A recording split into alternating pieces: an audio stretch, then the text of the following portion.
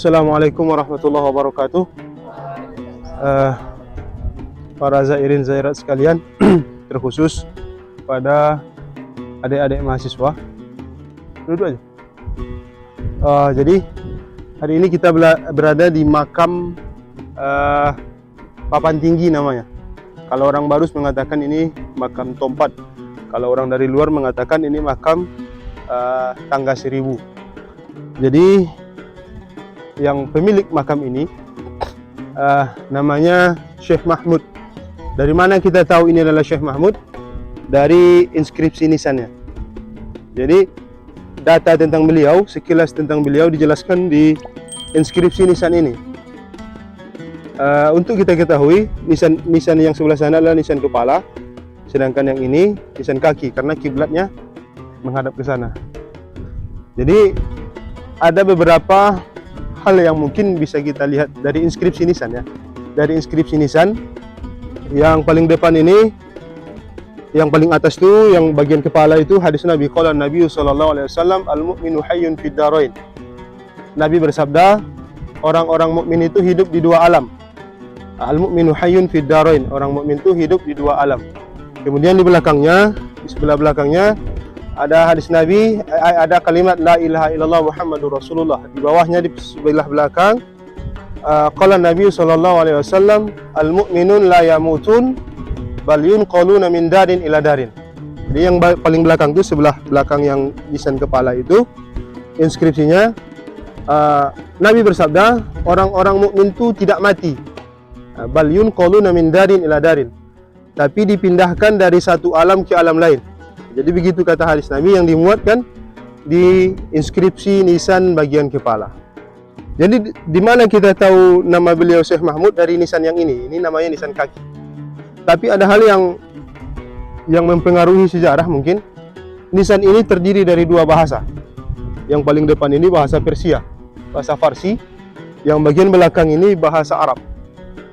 Jadi itu sebagai bukti bahwa di Barus itu peradaban itu sudah maju, sehingga bahasa-bahasa pokok di dunia itu sudah dipakai di Barus. Begitu juga dengan Hamzah Fansuri ketika menuliskan kitab Syarabul Asyikin kalau tak salah. Aku tuliskan kitab ini dalam berbahasa Melayu agar orang-orang yang tidak paham bahasa Arab dan bahasa Persia bisa memahaminya. Maksudnya di Barus itu sudah multi bahasa, bukan bahasa daerah tapi bahasa internasional. Jadi ini bagian atas. Bagian atas ini yang berbahasa Persia, ini bahasa Arab. Dari belakang kita dulu, dari belakang ya. Dari belakang ini ayat Quran, kullu syai'in halikun illa wajhah. Nih, bayangkan saja bagian belakang ini, bagian ininya. Ini ayat Quran, kullu syai'in halikun illa wajhah. Segala sesuatu pasti binasa kecuali Allah Subhanahu wa taala. Maksudnya tak ada yang abadi. Pasti binasa. Kemudian di bagian bawahnya, bayangkan saja bagian ini ke bawah untuk nisan yang di sisi belakang itu bahasa Arab.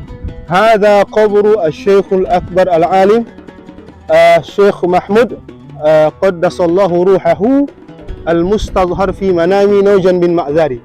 Jadi di belakang ini kuburan Syekhul Akbar. Di situ disebutkan Syekhul Akbar, tidak hanya sekedar syekh, tapi Syekhul Akbar, syekh besar, Syekh Mahmud namanya. Qaddasallahu ruhahu, semoga Allah sucikan ruhnya, al-mustadhhar fi manami Naujan bin Ma'zari, yang nampak melalui mimpi seseorang yang bernama Naujan bin Ma'zari. Jadi ada satu nama di situ disebutkan bahwa makam ini nampak melalui mimpi seseorang yang bernama Naujan bin Ma'zari, Naujan atau Nujan bin Ma'zari. Kemudian itu nanti akan dilanjutkan di sini bagian bahasa Persia. Ini yang bahasa Persia, ini di bagian atas ini. Tadi di belakang itu ayat Quran, yang ini syair. Syair dalam berbahasa Persia. Isinya Jahan Yedgaras Moraftani Zemerdum Nemonat Bezus Emerdumi. Bahasa Persia maksudnya dunia ini hanya laluan saja, hanya tempat kita melintas saja. Kita tidak selamanya di dunia, dan kita pasti kembali. Tidak ada yang tinggal dari manusia kecuali hanya kenangan saja. Tidak ada yang tinggal dari kita kecuali kenangan saja. Itu syair. Bila kita telusuri itu ternyata syair dalam berbahasa Persia. Kemudian ini, jadi maksudnya gini, kita jelaskan dulu tentang beliau. Nanti dalam berziarah, tentu kita akan lebih merasa plong karena sudah tahu tentang beliau melalui data valid, yaitu inskripsi nisan beliau. Kemudian ini inqab, bahasa Persia, inqab tasanah 29 wa 800. Ini bercampur sebenarnya bahasa itu, bahasa angka tadi bahasa Arab. Inqab tasanah 29 wa 800 dar olami ghaib makhfibut. Kuburan ini sampai dengan tahun 829, tidak disebutkan itu Masehi atau Hijriah. Tak ada disebutkan itu Miladiyah atau Hijrah, tidak ada. Inqab tasanah 29 wa 800 dar olami ghaib makhfibut. Tersembunyi di alam gaib.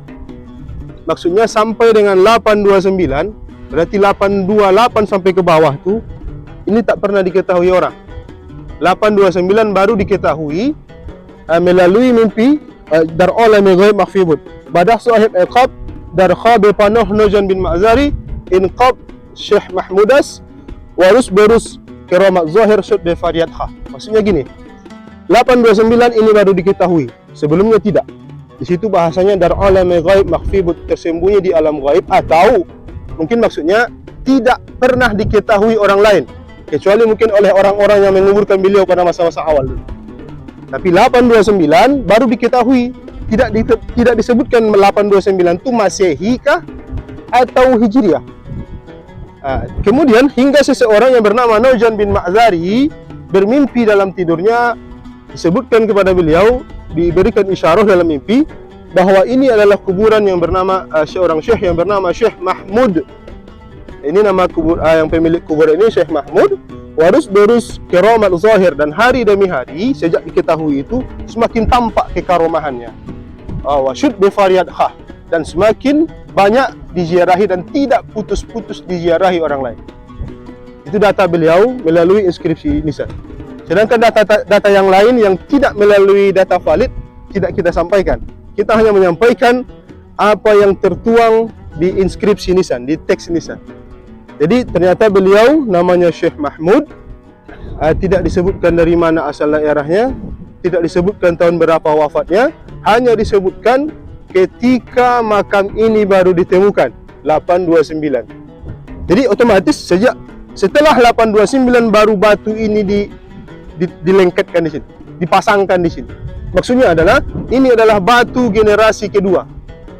Karena data itu disebutkan 829 baru ditemukan, berarti baru sejak itulah baru nisan ini dipasangkan di sini. Nisan sebelumnya kita tidak tahu, mungkin seperti ini, tanpa inskripsi, tanpa dipahat, tanpa diukir. Cuman setelah itu 829 barulah nisan ini mungkin dipasangkan, karena data beliau sudah didapatkan melalui mimpi seseorang yang bernama Nojan bin Ma'zari. Nojan bin Ma'zari entah zuriyah beliau, keturunan beliau, ataukah murid beliau, kita tidak tahu. Cuma yang jelas, tahun wafat tidak diketahui, tahun lahir tidak diketahui. Yang hanya diketahui, tahun makam ini ditemukan kembali pada masa belakangan, 829. Tidak disebutkan Masehi kah atau Hijriah. Mungkin itu saja sebagai tambahan, bahwasanya kita berada di makam seorang ulama, seorang wali yang oleh para ahli dinyatakan sebagai makam bagian dari para pendakwah yang membawa risalah Islam pertama di tanah Nusantara, yang membawa risalah Islam pertama di Nusantara. Kemudian ada yang menyatakan, ini datanya data eksternal ya, bukan data internal, bukan data ini. Di dalam kitab Qissatud Da'wah fi Arhabiliyah, kisah-kisah dakwah di tanah Nusantara, disebutkan bahwa sahabat Nabi namanya Mu'adz bin Jabal punya anak namanya Abdurrahman. Jadi Abdurrahman pernah diutus ke Nusantara, yaitu di pesisir barat Sumatera, untuk berdakwah di tanah Sumatera, yaitu di Nusantara, tepatnya di Sumatera, pantai barat Sumatera, dengan membawa dua anak. Abdurrahman ini membawa dua anak, namanya yang pertama Ismail, yang kedua Mahmud, dan mereka tidak kembali lagi ke negeri asalnya. Mereka mungkin wafat di tempat mereka berdakwah. Maka para sejarawan menyatakan bahwa Mahmud bin Abdurrahman bin Mu'adz bin Jabal itu adalah beliau. Wallahu a'lam. Mahmud bin Abdurrahman bin Mu'adz bin Jabal, sahabat Nabi itu, kakeknya sahabat Nabi itu, adalah beliau. Sedangkan saudaranya yang paling tua adalah Ismail dengan ayahnya Abdurrahman tidak diketahui di mana makamnya.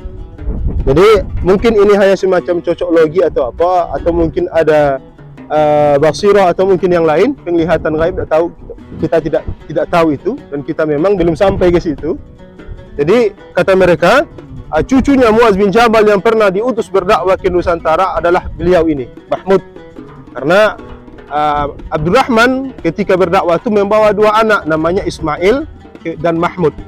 Jadi kemungkinan Mahmud bin Abdurrahman bin Muaz bin Jabal itu adalah beliau. Benar atau tidak? Wallahu a'lam. Mungkin itu saja.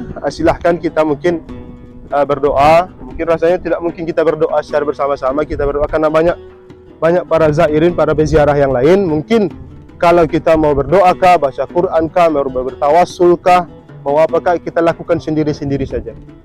Atau mungkin nanti setelah mungkin peziarah yang lain apa, baru kita doa bersama-sama kalau memungkinkan. Tapi kalau tidak, mungkin kita doa masing-masing aja dulu.